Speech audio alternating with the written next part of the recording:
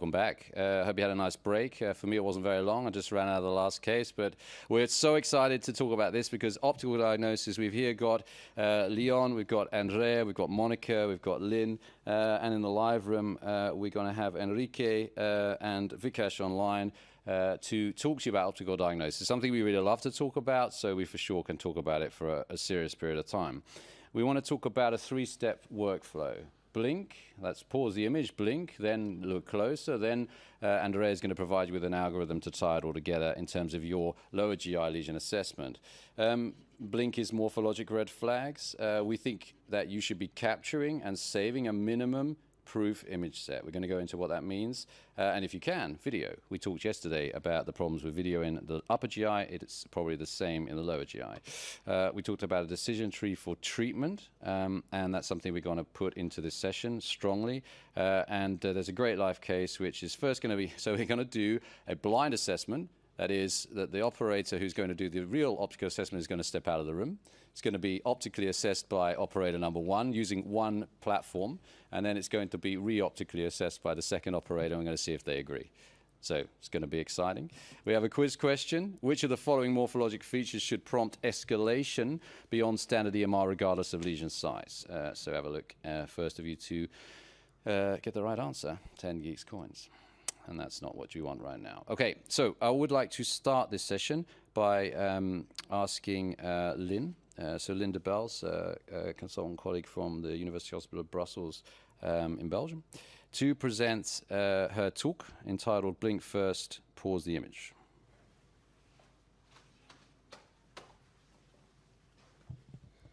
Thank you, David. So blink first, pause the image. That's the message today. And before I start my lecture, I maybe want to show you this video. I think something we've all seen, somebody trying, or maybe yourself, trying to image a polyp, and the scope is going everywhere. You can see some stool, there is some water on the polyp.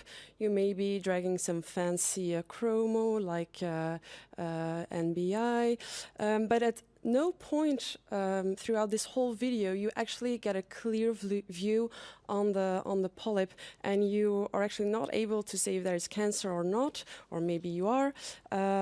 And that's going to be the talk of this presentation. So sometimes the most important thing we do in endoscopy is stop. Give your brain the time to assess the image. So force yourself to inspect. And how do you do that? Well, sometimes you need to take some distance. You try to center the lesion. You insufflate. That can take some time, so you will have to be patient. If there's some stool, lower maybe the force of your water jet. You don't want to damage the lesion. And if the fluid is pooling onto the polyp, you might want to move the patient. And if there is too much cramping going on, you can use some Buscopan. But when you have that good view, you freeze, and then you should have a closer look. All right, the learning objectives. So how can a simple pause improve our impression? And how can we interpret that still image using the blink concept that translates expert intuition into something everybody can use?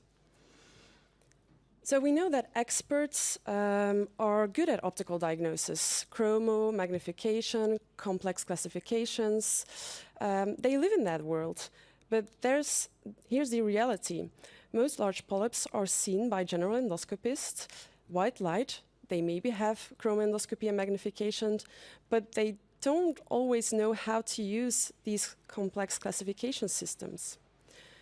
So how do we democratize the blink impression? Because we know that experts also have this gut feeling. They can say in a blink impression if that polyp contains cancer or not. And the answer is gross morphological features.